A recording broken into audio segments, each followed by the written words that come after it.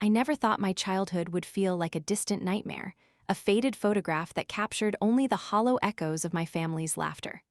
Growing up in the Carter household, I was the black sheep, forever overshadowed by my brother Ryan, the golden child. He basked in their adoration, while I was relegated to the sidelines, my achievements in social work dismissed as mere hobbies. Family dinners were a grand spectacle. My parents, Thomas and Linda, lavished praise on Ryan for his latest business triumphs, while I pushed my food around my plate, desperately trying to find my voice. "You should take notes from your brother, Emily," my father would say, disappointment dripping from his words. I felt invisible, suffocated by their expectations, longing for just a sliver of recognition. That's when I realized I was more than just the family's disappointment. I poured my soul into helping others, volunteering at shelters and organizing food drives, hoping my parents would one day see the value in my choices. For the first time, I understood that my passion was both my refuge and my rebellion. Yet, the more I fought for their approval, the more I felt the weight of their manipulation, their need for control suffocating me. With every family gathering, my resentment simmered, a quiet storm brewing beneath my skin. I watched Ryan morph into a master manipulator, his charm masking his insecurities while exploiting my support.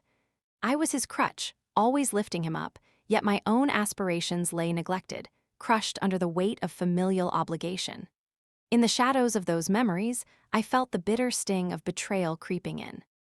I was done being the overlooked daughter, the invisible sibling.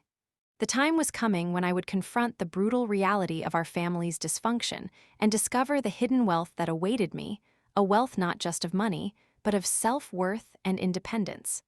As the echoes of laughter faded, I knew I was ready to reclaim my narrative, no matter the cost. I stepped into the Carter household, a place that felt more like a stage set than a home. The air was thick with the smell of my mother's overcooked roast, mingling with the tension that always seemed to bubble just beneath the surface. Family gatherings were less about love and more about maintaining appearances. With every smile plastered across my parents' faces, I could see the cracks forming, the facade of perfection threatening to crumble. "Emily, have you thought more about joining the family business?" my mother asked, her tone dripping with false sweetness. I could feel the eyes of my family on me, the weight of their expectations pressing down like a heavy blanket. "You could really help us expand. I mean, you wouldn't want to waste your potential, would you?" I bit my tongue, fighting the urge to scream. I had spent years carving my own path, dedicating myself to social work, yet it was as if my choices were invisible to them. Instead, I was seen as a project, something to be fixed, molded, and reshaped to fit their vision. "I'm happy with what I'm doing," I replied, trying to keep my voice steady, but inside I was seething. Then there was Ryan, casually leaning against the kitchen counter, his charm radiating like a warm glow.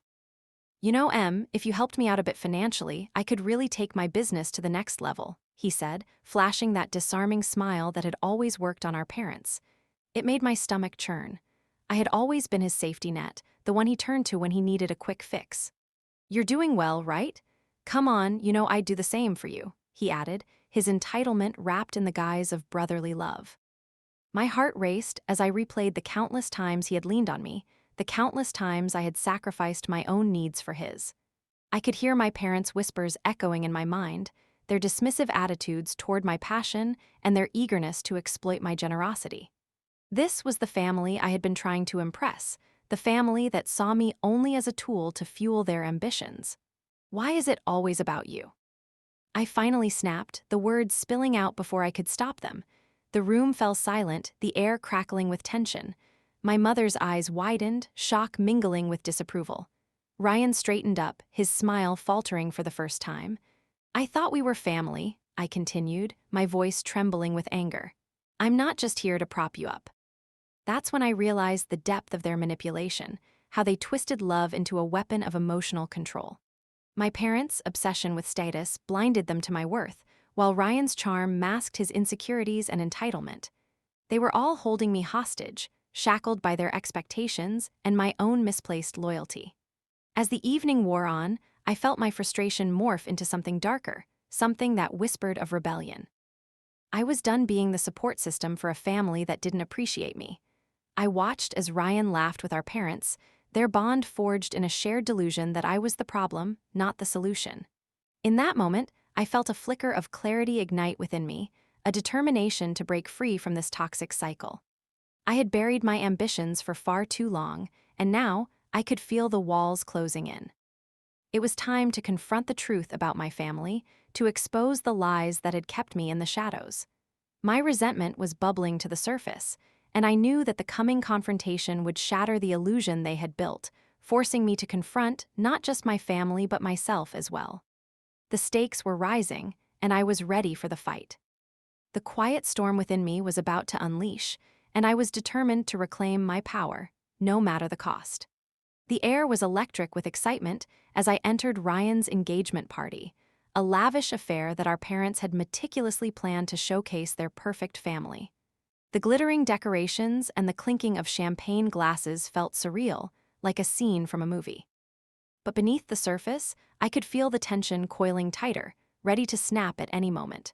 As I navigated through the crowd, I forced a smile, exchanging pleasantries with family friends who barely knew me. My parents floated around, beaming with pride, while Ryan basked in the attention, surrounded by his friends and Sarah, his cunning fiancée. She was the perfect complement to his charm, beautiful, ambitious, and always eager to reinforce the family narrative that I was the outsider. I watched as Ryan regaled our guests with stories of his successes, each tale more embellished than the last. My stomach churned at the sight of him soaking up the adoration, like a thirsty plant in the sun. I had barely been acknowledged, my accomplishments overshadowed by his constant need for validation. I never thought I would feel so small in a place that was supposed to be a celebration of family. Then, just as I was trying to find a moment of solace, my mother called for everyone's attention. "We'd like to say a few words about the happy couple," she announced, her voice ringing out across the room. My heart sank as she gestured for Ryan and Sarah to step forward, a spotlight that should have been shared but was instead focused solely on them. As they took center stage, I felt the familiar pang of resentment. "Ryan has always been such a remarkable son," my father chimed in, his tone overflowing with pride. "He's the embodiment of success and ambition, and we couldn't be happier for him." The room erupted in applause, but I felt like I was suffocating. That's when I realized this moment wasn't just about Ryan's engagement, it was a celebration of everything I had rejected, a painful reminder of the life I had chosen to step away from. Unable to hold back any longer, I stepped forward, the words spilling out before I could stop them. "Can we take a moment to acknowledge what family really means?" I said, my voice steady but trembling with emotion. "It's not just about status or money, it's about support, love, and understanding. I've dedicated my life to helping others, yet I feel invisible in my own family." Gasps rippled through the crowd, and for a moment, time froze. My parents' faces paled as they exchanged glances, disbelief etched across their features. Ryan's confident facade cracked, revealing a flicker of vulnerability. "Emily, not now," he snapped, his voice a harsh whisper that carried through the stunned silence. But I pressed on, fueled by years of pent-up frustration. "For years, I've been your safety net, your emotional crutch. I've sacrificed my dreams to support you, and yet here I stand, ridiculed and belittled. This is not a family, this is a facade." My heart raced as I saw the shock in the eyes of our guests, the disbelief mingling with intrigue. Then, like a dam breaking, my parents erupted. "How dare you?" my mother shrieked, her voice sharp enough to cut through the tension. "You're making a scene." My father's face flushed with anger, his disappointment palpable. "You've embarrassed us in front of our friends." I felt the heat of humiliation wash over me, but beneath it simmered a new strength, a raging fire ignited by their scorn. "I've been embarrassed my whole life by your expectations, your need for control. You've manipulated me into thinking I'm not enough, but I am done playing your game." The room fell silent, the weight of my words hanging in the air like a leaden cloud. Ryan's smirk had vanished, replaced by a look of shock and betrayal. Sarah's eyes darted between us, her ambition momentarily eclipsed by the chaos unraveling before her. In that moment, I felt a sense of liberation, a clarity that cut through the fog of anger and hurt. I was no longer the overlooked daughter. I was reclaiming my narrative, shedding the weight of their expectations like a snake shedding its skin. The confrontation had shattered the illusion of our family, revealing the raw, unvarnished truth hidden beneath the surface.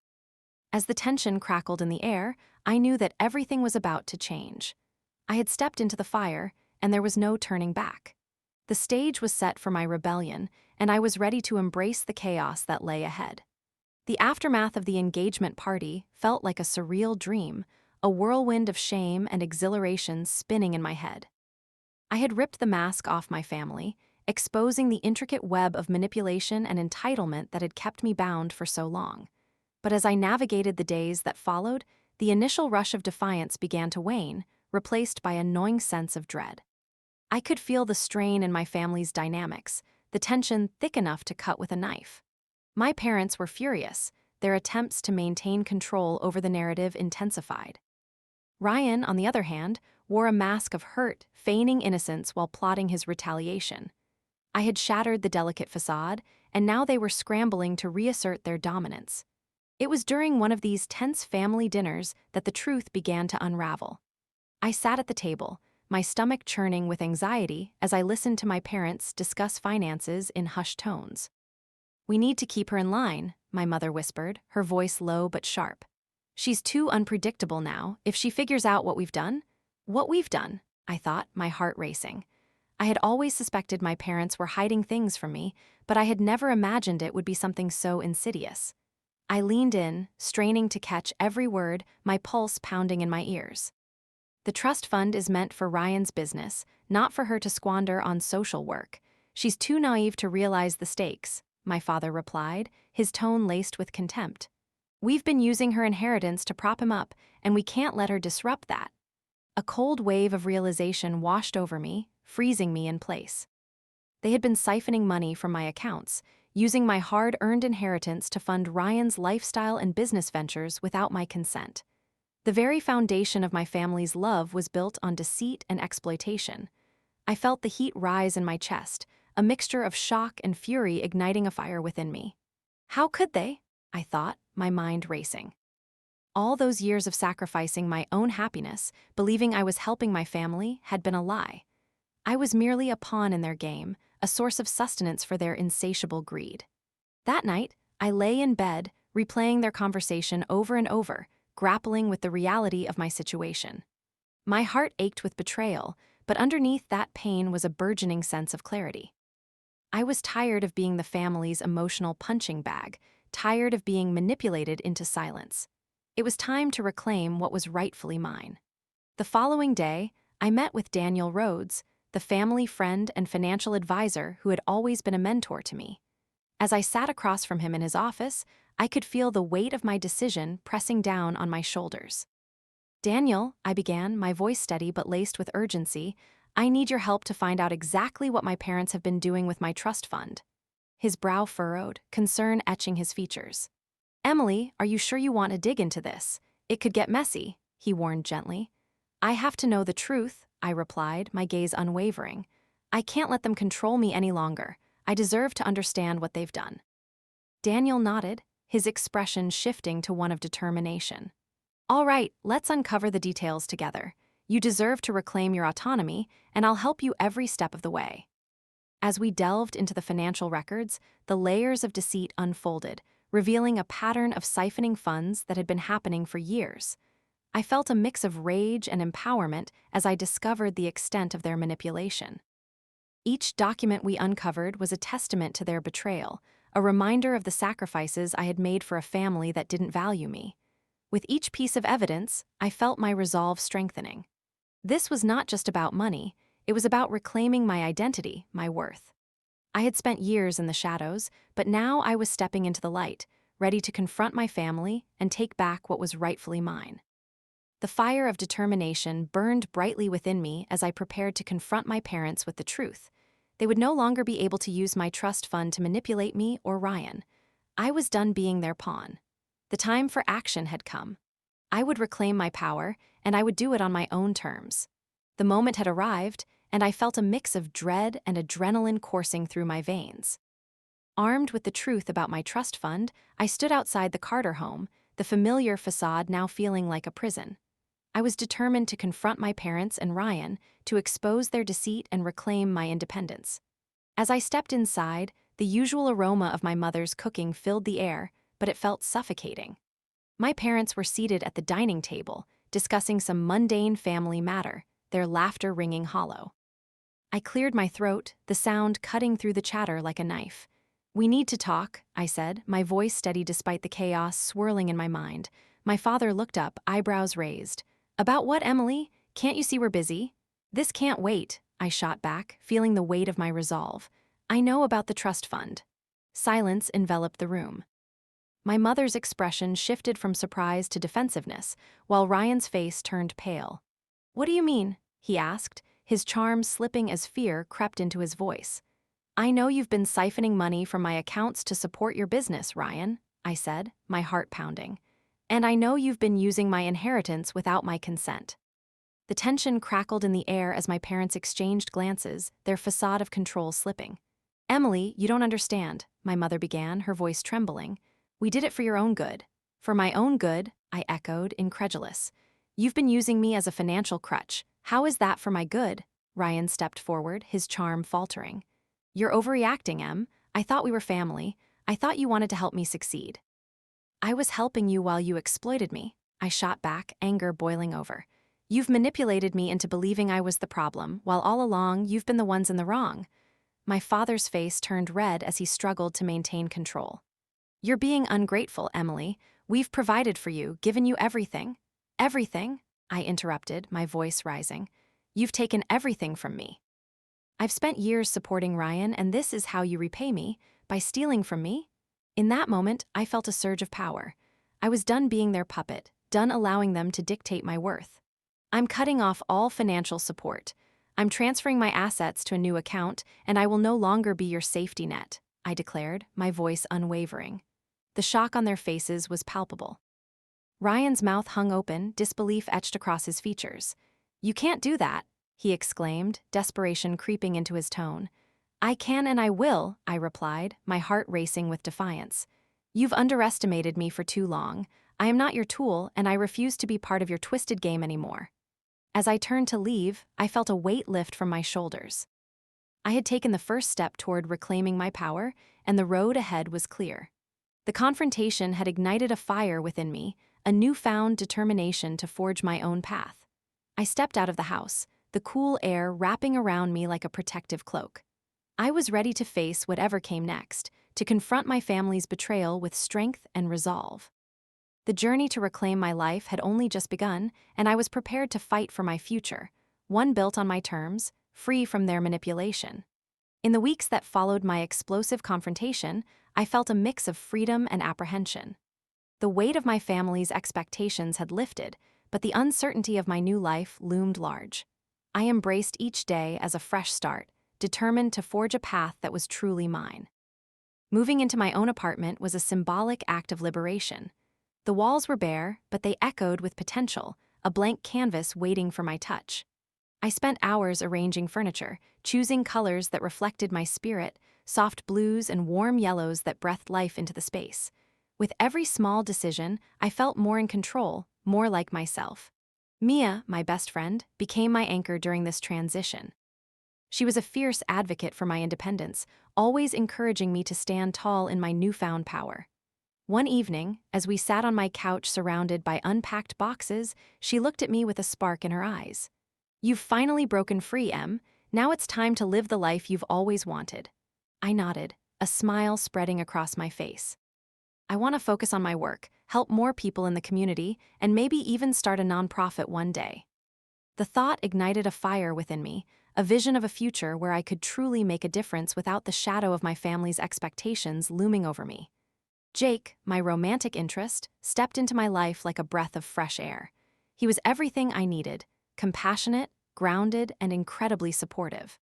We spent evenings discussing our dreams over takeout, his calm demeanor a stark contrast to the chaos I had left behind. He understood my struggles, having faced his own family issues, and he encouraged me to embrace my independence.